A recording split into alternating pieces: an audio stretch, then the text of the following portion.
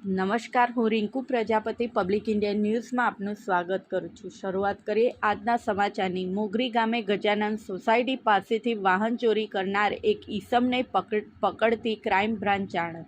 શ્રી જે.આર. મોથલિયા સાહેબ, પોલીસ મહાનિરીક્ષક શ્રી અમદાવાદ વિભાગ નાઓના માર્ગદર્શન હેઠળ શ્રી જીજી જસાણી સાહેબ, પોલીસ અધિક્ષક શ્રી આણંદ નાઓએ મિલકત વિરુદ્ધના બનતા ગુનાઓ શોધવા તથા અટકાવવા અંગેની અસરકારક કામગીરી કરવા સૂચનો આપેલ છે।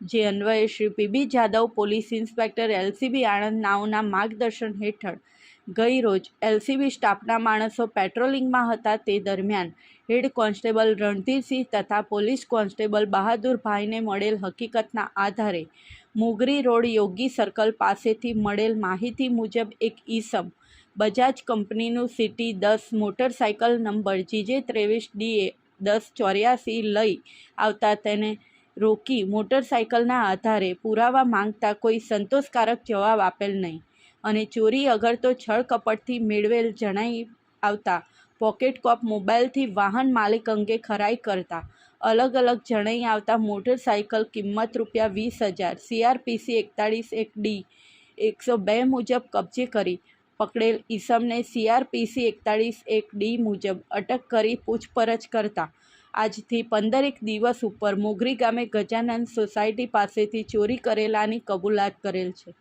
પકડાયેલ આરોપીને વધુ તપાસ અર્થે વિદ્યાનગર પોલીસ સ્ટેશને સોંપવામાં આવેલ છે। આ સાથે આજના સમાચારને અહીં સમાપ્ત કરીએ છીએ।